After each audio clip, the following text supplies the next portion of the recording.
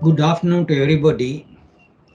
I am glad to address this webinar today on the need for doing a university degree at a time when Sri Lanka is going through the worst of its economic crisis in its history. As the president of the BMS, which has a very long relationship spanning over more than 20 years with one of the leading universities in the United Kingdom, the Northumbria University. Initially, the BMS was able to send students direct to Northumbria University. Then we started our own programs, which were accepted as equivalent to the first 2 years of study at Northumbria by the university. And for the third year, the student had to go to Newcastle and study it there on site at Northumbria.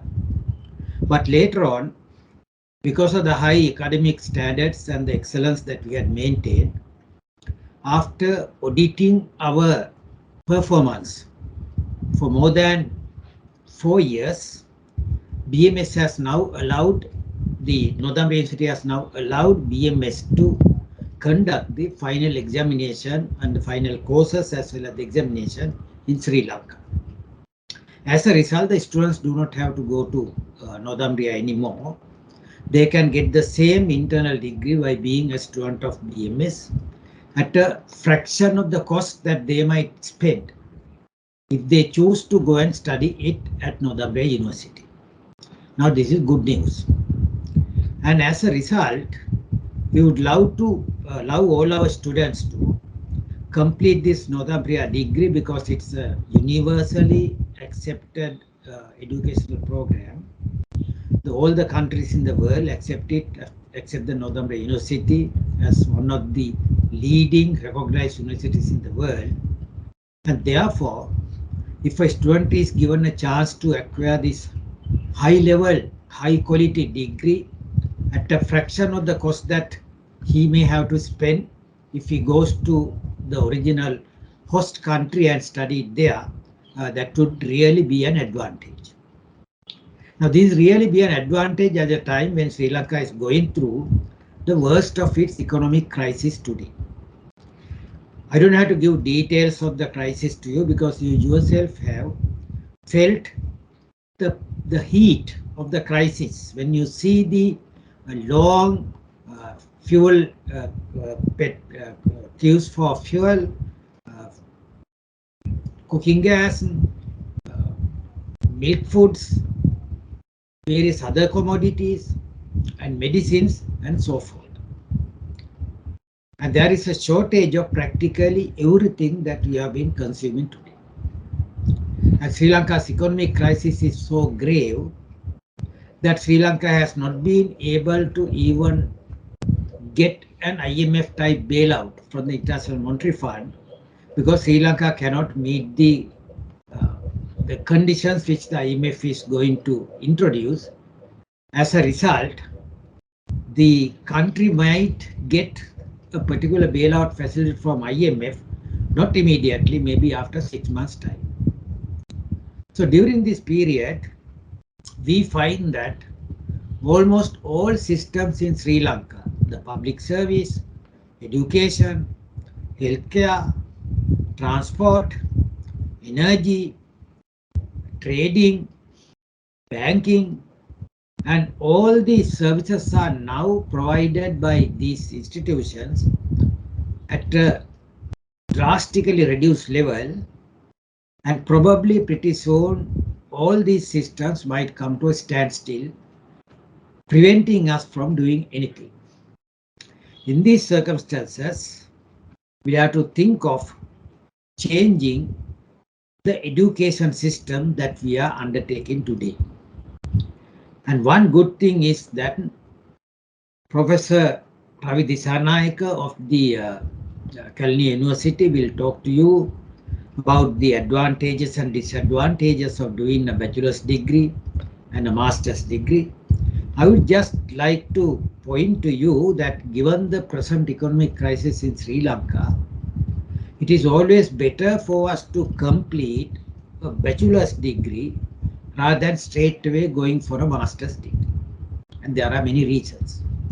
That is because in Sri Lanka, the employers are always asking for a first degree and not a master's degree. Same trend we find in the global job market also.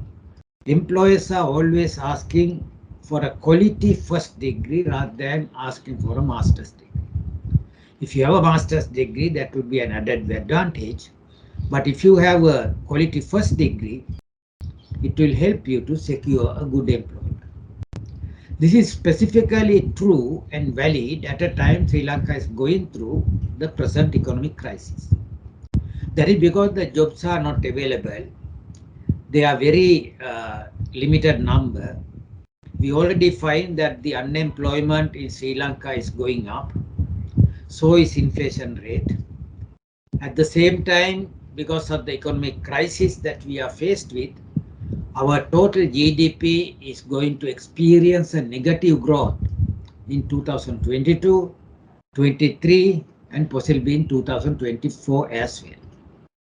And when the country's economy has shrunk and all our systems are going to go for a standstill, when the job opportunities available in the market are limited, we'll have to prove to our prospective employers that we have got the best human capital with us so that they can hire us. In this context, if you have a good quality first degree, the employers would hire you because they are not worried about whether you have a master's degree. A master's degree will be beneficial at an employment level for career advancement rather than for the initial recruitment. So in this case, in my view, if you do a very good first degree, that would actually solve all your problems. This was the case when I passed out from the university about, say, 5 decades ago in 1971. When I entered the job market, the employers, all the worthwhile employers in the public sector as well as the private sector, they were insisting on a quality first degree, and they never had asked for a master's degree. So as a result, when I passed out from the old Wijewardena University, the predecessor to the present University of Sri Wijewardena, I was practically hired by all the employers at that time. The Bank of Ceylon, the People's Bank, the Inland Revenue Department, Department of Commerce, and finally, I got myself settled in the central bank because I thought that was the best job opportunity for me. And this may be the case for you also, because if you do a good first degree, you may be able to impress your employers. And this is specifically valid at a time when we have an economic crisis. In 1970s, when I passed out from the Wijewardena University, we also had an economic crisis, but not to the extent that we are experiencing it today. But there was an economic crisis which had created long queues for almost all the goods that we had been consuming. We could no longer depend on public transport because public transport was horrible. People had to use bicycles to move from one place to another, or they had to walk. And also they were wearing, one or two dresses per annum rather than having several dresses. The things had been so horrible in 1970s, but because I had got a good quality first degree from Wijewardena University at that time, I was able to secure good employment. And I can vouch that all the students who had with me in the same batch at the Wijewardena University, numbering more than 250, also got good employment, good jobs, because they all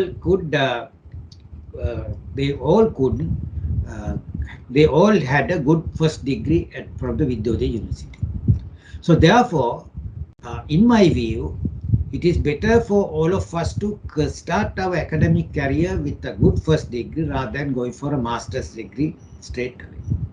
But of course, a master's degree would be necessary when we have the career advancement or when we want to go into specialized fields. In those cases, the master's degree might be helpful and useful. And Professor Ravi Disanayake will in fact advise you on this particular factor. So therefore my present opinion is that given the present economic crisis, from which we will not be able to get out easily within the next 1 or 2 years time period, it is always better for us to do a first degree. And if you do it from a recognized university like Northumbria University, that will be an added advantage, because it will help any one of you if you intend on seeking greener pastures outside Sri Lanka. The employers in those foreign countries will always insist that you should have a good first degree rather than a master's degree. So thank you very much, and I'll stop my presentation here.